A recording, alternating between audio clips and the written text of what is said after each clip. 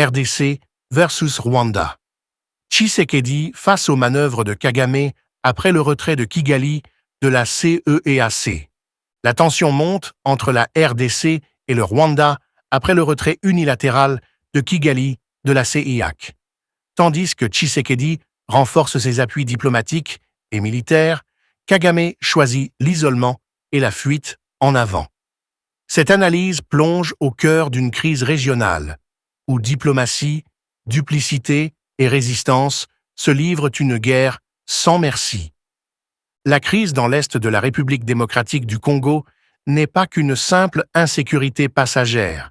Elle est le reflet d'un conflit plus profond, enraciné dans des décennies de calculs géopolitiques, de prédation économique et d'impunité chronique.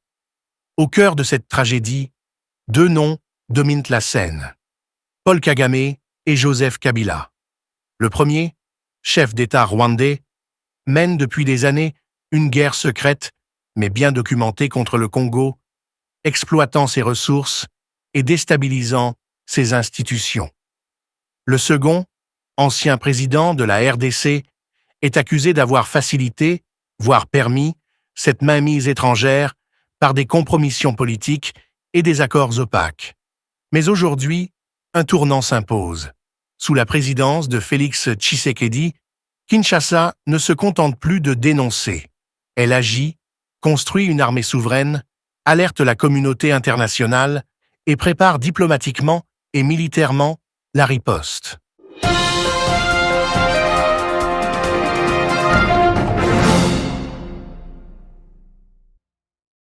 Le retrait soudain du Rwanda, de la Communauté économique des États d'Afrique centrale, CEEAC, annoncé le 8 juin, est loin d'être un simple geste symbolique. Il révèle l'isolement diplomatique croissant de Kagame sur la scène africaine, conséquence directe de ses agressions répétées contre la RDC. Kigali, par cette décision, cherche à masquer son refus de rendre des comptes, à saboter les processus régionaux et surtout à éviter l'humiliation d'une présidence tournante qu'il savait déjà contester. En vérité, le Rwanda ne quitte pas la CEEAC par principe, mais par peur de se retrouver exposé dans une organisation où la RDC affirme désormais son leadership régional. Kinshasa, loin de céder à la provocation, a répondu avec fermeté et clarté. Le ministère des Affaires étrangères congolais a rappelé dans un communiqué que le retrait de Kigali ne saurait faire oublier les nombreuses violations commises par les forces armées rwandaises sur le territoire congolais en contravention flagrante de la résolution 2773 du Conseil de sécurité de l'ONU. Cette résolution exige sans ambiguïté le retrait immédiat des troupes rwandaises du sol congolais, une exigence à laquelle Kigali continue de se soustraire, préférant jouer la carte du chantage diplomatique. En parallèle, la RDC a appelé les partenaires régionaux et internationaux à prendre position clairement, à ne plus se contenter de condamnations timides, mais à poser des actes forts en soutien au droit international et à la souveraineté des États. L'agression rwandaise, rappelle Kinshasa, bafoue l'article 34 du traité révisé de la CEEAC qui interdit toute utilisation de la force entre États membres. Kagame, en violant cet article, se place de fait en dehors de l'esprit communautaire, tout en exigeant que ses propres droits soient respectés. Une contradiction que la RDC dénonce avec raison. On ne peut pas invoquer des principes tout en les piétinant au nom de sa propre impunité. Dans ce contexte, les discussions de paix se poursuivent difficilement. À Washington, les diplomaties américaines, congolaises et rwandaises tentent de sauver un processus déjà fragilisé par le double jeu de Kigali.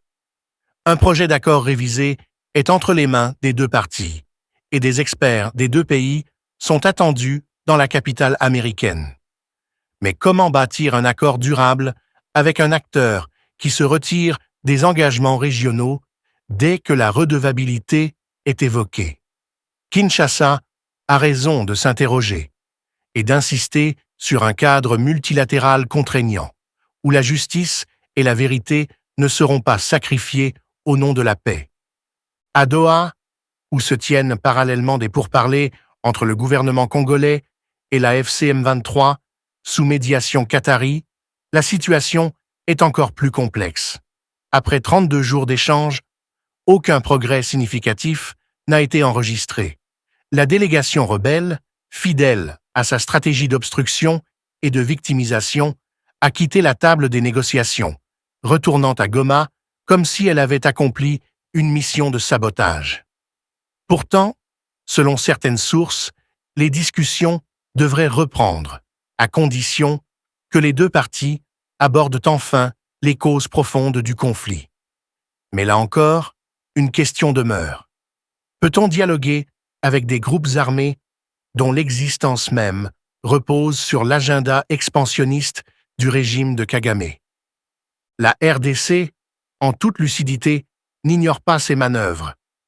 Le gouvernement congolais comprend que la paix ne viendra ni de Doha ni de Washington si elle ne s'accompagne pas d'un réarmement moral, politique et militaire de l'État congolais. C'est pourquoi Tshisekedi renforce les FARDC, multiplie les réformes internes, lutte contre les réseaux de traîtres et de collaborateurs infiltrés dans les institutions sécuritaires et s'appuie sur les forces locales, notamment les vaillants combattants de Wazalendo, qui ont démontré leur loyauté et leur efficacité sur le terrain. La stratégie congolaise est désormais claire.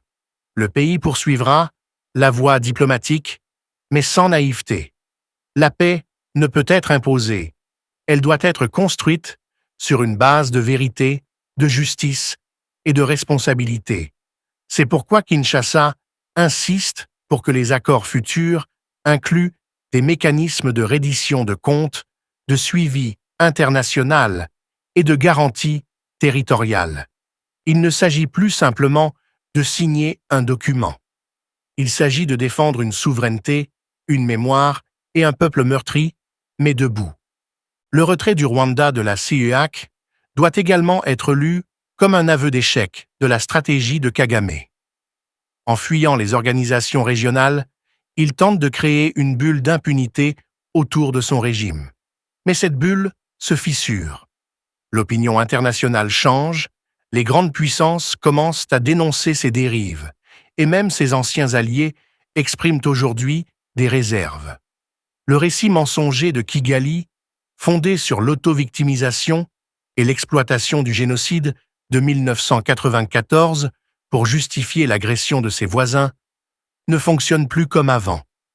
Le peuple congolais, quant à lui, observe, résiste et espère. Il voit en Félix Tshisekedi un leader qui, malgré les contraintes, défend avec courage l'intégrité territoriale, la dignité nationale et la voix d'un État souverain. Il voit dans les FARDC un instrument de reconquête, non seulement militaire, mais aussi psychologique, identitaire et patriotique. Et il sait que Wazalendo, loin d'être des supplétifs, sont des citoyens armés par la nécessité, par l'histoire et par l'amour de leur terre. Face à cette mobilisation, Kagame, Kabila et leurs complices apparaissent pour ce qu'ils sont, les artisans d'un système de pillage, d'humiliation et de domination. Leur projet, basé sur la réédition d'un Congo vassalisé, échoue parce que le Congo d'aujourd'hui n'est plus celui d'hier. Le peuple congolais a changé, la conscience nationale s'est éveillée et les masques sont tombés. Ce qui se joue actuellement dépasse la seule question congolo-rwandaise. C'est l'ensemble de l'équilibre régional, du droit africain et de la construction panafricaine qui est en jeu. Si un État peut impunément agresser un autre, se retirer des traités qu'il viole lui-même et continuer à prétendre à un rôle de médiateur ou de victime, alors aucun pays n'est à l'abri. La RDC, en s'opposant à cette logique, rend service non seulement à son peuple, mais à toute l'Afrique. La communauté internationale a désormais une responsabilité. Elle ne peut plus se réfugier derrière des silences diplomatiques ou des positions ambiguës. Le droit doit primer. La vérité doit être dite et les criminels, qu'ils soient en uniforme ou en costume, doivent être jugés. C'est à ce prix que la paix sera réelle, durable et respectée. L'histoire retiendra que dans l'un des moments les plus sombres de son existence, le peuple congolais ne s'est pas effondré. Il a résisté. Il s'est levé. Il a réaffirmé son droit à exister, à se défendre et à espérer. Et il a trouvé en Tshisekedi, en ses soldats, en ses jeunes et en ses mères, une armée de la dignité. Kagame peut se retirer des traités, bloquer les processus, manipuler les chiffres et les forums. Il ne peut pas effacer les faits, il ne peut pas étouffer les voix, et il ne pourra jamais vaincre une nation qui a décidé de ne plus se soumettre. Bonjour à tous, bienvenue sur la RTNC, c'est l'heure du 13h30 et on commence avec les titres de cette édition. Avec un billet de 100 $ d'édition 2013 en poche, vous dormez affamé à Isiro. Avec des billets des banques sales, vous êtes sans argent. Une situation qui perturbe l'économie locale. Les gouverneurs de province montent au créneau et mettent les opérateurs économiques en garde. Nous serons à Isiro dans ce journal. C'est demain que s'ouvre à Kolwezi la conférence des gouverneurs. Cette 12e édition est placée sous les thèmes « La santé comme facteur de cohésion sociale et de développement durable des provinces ». Dans ce journal, les préparatifs de cette conférence. Voilà tout pour les titres encore une fois. Ravi de vous retrouver pour cette édition de la mi-journée. On revient sur l'ouverture du 28e sommet des chefs d'État et des gouvernements de la CEAC tenu à Malabo, en Guinée équatoriale. Le président de la République, Félix-Antoine Tshisekedi Tshilombo, a pris part à ces travaux. Retour en images avec Blandine Zovo, Koko Molicho et Kazo Kazadi. Malabo, capitale équato-guinéenne, a accueilli ce samedi 7 juin 2025 le 26e sommet ordinaire des chefs d'État et de gouvernement de la communauté économique des États de l'Afrique centrale, avec une dizaine de chefs d'État qui ont fait le déplacement à la capitale équato-guinéenne. Parmi eux, Félix-Antoine Tshisekedi Tshilombo, président de la République démocratique du Congo, arrivé en début de matinée à Malabo. À sa descente d'avion, le chef de l'État congolais a été accueilli par le Premier ministre équato-guinéen, suivi d'un comité restreint des officiels congolais composé du haut représentant du chef de l'État, du ministre de la coopération régionale, de la vice-ministre aux Affaires étrangères, de la conseillère principale du chef de l'État en charge de la diplomatie, ainsi que de l'ambassadrice congolaise en poste à Malabo. Malgré l'averse qui a arrosé la capitale guinéenne ce samedi matin, la communauté congolaise de Malabo était également présente à l'aéroport pour un moment de communion avec le président de la République.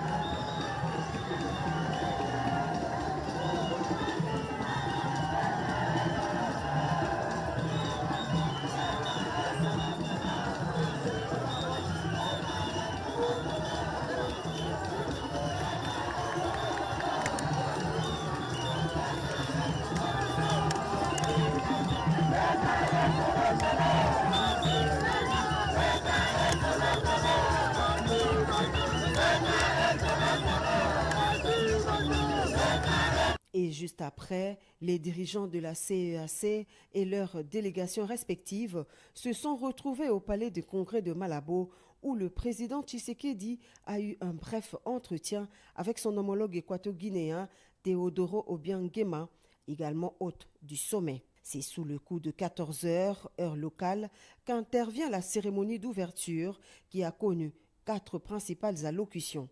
D'abord, le secrétaire général en Afrique centrale et chef de bureau régional des Nations Unies pour l'Afrique centrale, suivi du président de la Commission de l'Union africaine, puis celle du président de la Commission de la CEEAC, Obiang Nguema Mbasogo, président de la Guinée équatoriale, également président en exercice de la CEEAC.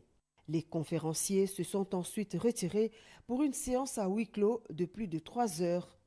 Ce sommet considéré comme l'organe suprême de pilotage politique de l'intégration régionale, se tient sous le thème « Consolider les acquis de la réforme de la CEAC pour accélérer l'intégration régionale et la construction d'une communauté de destin en Afrique centrale ». Un autre point fort de cette 26e session du sommet de la Communauté économique des États de l'Afrique centrale, c'est la reconduction de la Guinée équatoriale pour la poursuite de la présidence de l'organe sous-régional africaine pour un mandat d'1 an. À l'issue du huis clos entre les chefs d'État, le ministre congolais en charge de l'intégration régionale, Didier Manzenga Mukanzu, fait le point. Et des travaux ont commencé depuis les 30. Avec le ministère sectoriel, des experts, et ça a été sanctionné par les conseils de ministres de la CAC. À ce qui concerne la passation ou bien la présidence en exercice dont le Rwanda devrait exercer, nous, la République démocratique du Congo, nous sommes opposés. Nous avions présenté la situation politique et nous avions rappelé que le Rwanda, c'est le pays agresseur. À ces qualités-là, il est un pays belligérant. Il ne pourrait pas prendre la présidence en exercice. Suivi par le chef d'État et de gouvernement, il a été décidé que la Guinée équatoriale garde la présidence en exercice, que le Rwanda règle d'abord ses différends avec la République démocratique du Congo. La cérémonie de clôture a été sanctionnée par la lecture du communiqué final par le président de la commission de la CEAC. C'est tard dans la soirée que le président de la République démocratique du Congo a repris le ciel pour Kinshasa, la capitale.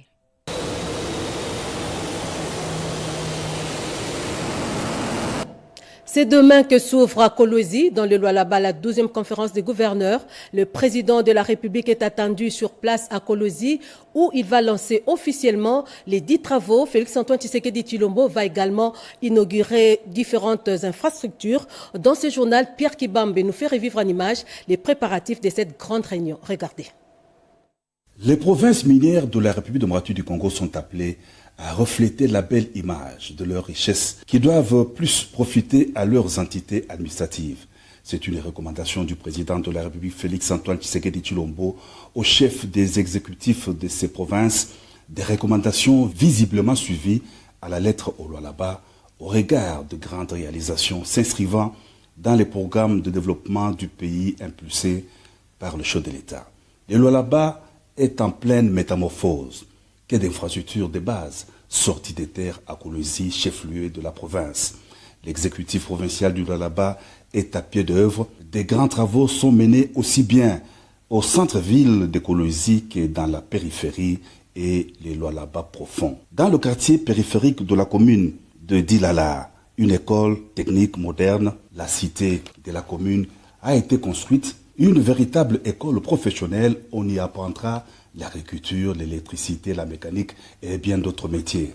La commune de Manika vient d'être dotée d'un établissement académique, l'Institut pédagogique de Kolwezi, construit et bien équipé et disposant de Wi-Fi. L'enseignement, un des piliers du programme du chef de l'État. Les territoires du Lualaba ne sont pas en marge de ces vastes programmes. L'école primaire et secondaire de Kangeya, dans le village qui porte le même nom, dans les territoires de Muchacha, est une réalité. Des jeunes écoliers de ces villages, à une 80aine de kilomètres de Kolwezi, vont aussi suivre des enseignements, comme tous les citadins, dans des salles de classe spacieuses, bien aérées. Autant d'infrastructures de base à Kolwezi et dans l'arrière-province qui n'attendent que leur inauguration.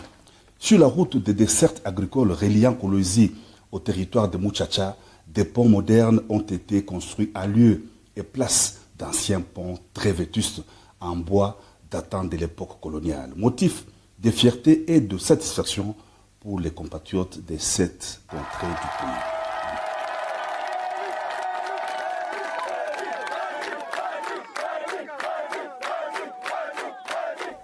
Le Lualaba est en effervescence avec la campagne de mobilisation tous azimuts que mène la gouverneure de province Fifi Masuka Saini en prévision de la visite de travail et d'itinérance du président de la République dans le chef-lieu de la province du Lualaba.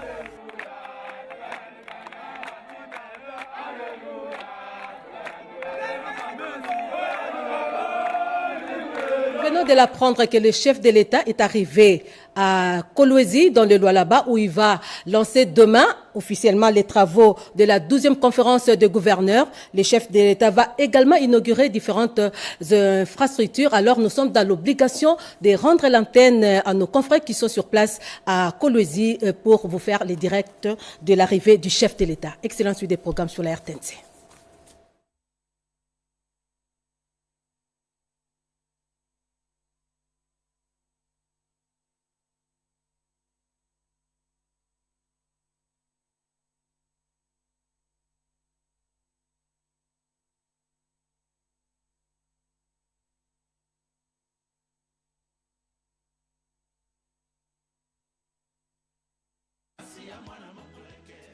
Voilà, merci à Lusette Sakala. Mesdames, Messieurs, nous sommes à Kolwezi, chef-lieu de la province du Lualaba, le Lualaba qui est la capitale mondiale du cobalt. C'est dans cette ville, la ville de Kolwezi, que va lancer, le président de la République va lancer la 12e session de la conférence des gouverneurs des provinces.